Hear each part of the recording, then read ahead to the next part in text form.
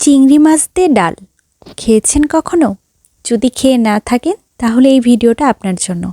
আজকে আমি দেখাবো মাশকালাইয়ের ডাল, তাও আবার চিংড়ি মাছ দিয়ে। এর জন্য প্রধান যে দুইটি উপকরণ লাগবে সেটি হলো মাশকালাই ডালের গুঁড়া আর চিংড়ি মাছ। চিংড়ি মাছকে একটু লবণ, হলুদ আর সামান্য পানি দিয়ে জাল দিয়ে পানিটাকে শুকিয়ে নেওয়া হয়েছে। তাহলে চলুন রান্নাটা শুরু করি। হ্যালো এভরিওয়ান, আসসালামু আলাইকুম। শুরুতেই মাশকালাই ডালের গুঁড়াকে হালকা ভেজে নিব। এর জন্য কড়াইয়ে মাশকালাই ডালের গুঁড়া নিয়ে সেগুলোকে খুব ভালোভাবে নেড়ে নেড়ে ভেজে নিতে হবে। রঙটা একটু পরিবর্তন হয়ে গেলেই চুলাটা অফ করে দিতে হবে।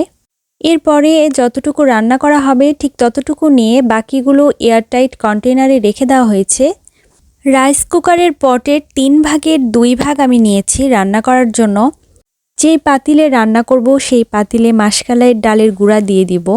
এখন এগুলোকে পাতিলে দিয়ে এর মধ্যে আদা, রসুন, জিরা একসঙ্গে বাটা ছিল, সেখান থেকে খুবই সামান্য পরিমাণে দেওয়া হয়েছে। তারপরে এর মধ্যে দেওয়া হয়েছে লবণ, হলুদ গুঁড়া আর মরিচ গুঁড়া। এরপরে এগুলোকে খুব ভালোভাবে হাত দিয়ে মাখিয়ে নিতে হবে। এরপরে এর মধ্যে দিতে হবে পরিমাণ মতো পানি। পানিটা এমনভাবে দিব যাতে করে ডালের গুঁড়াটা সেদ্ধ হওয়ার পরেও প্রয়োজন মতো পানি থাকে। এবার এর মধ্যে থেতো করে রাখা আদা কুচি দেওয়া হলো, খুবই সামান্য একটু দেওয়া হয়েছে।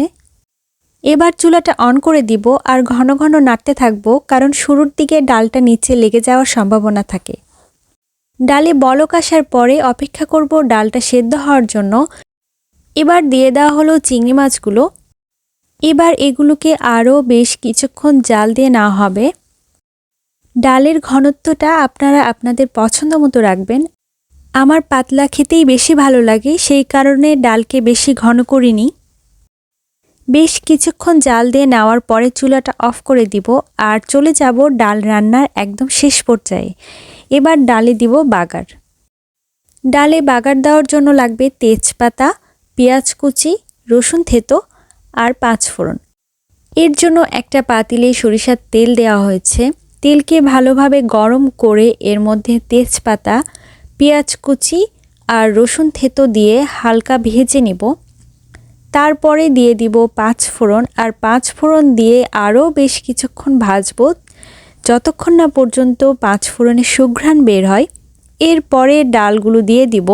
ডালে বলক চলে আসলে চুলাটা অফ করে ঢেকে রেখে দিব আরও বেশ কিছুক্ষণ। এরপরে একটা বাটিতে ঢেলে নিব। আর রঙটা মাশাআল্লাহ অনেক সুন্দর হয়েছে। আর ডালের ঘনত্বটা আমি রেখেছি ঠিক এমন। আর মাঝারি সাইজের চিংড়ি মাছগুলো দিয়ে রান্না করলেই বেশি ভালো হয়। আমার আজকের রেসিপি ভালো লাগলে আমার চ্যানেলকে সাবস্ক্রাইব করে আমার পাশে থাকবেন সব সময়। আল্লাহ হাফেজ।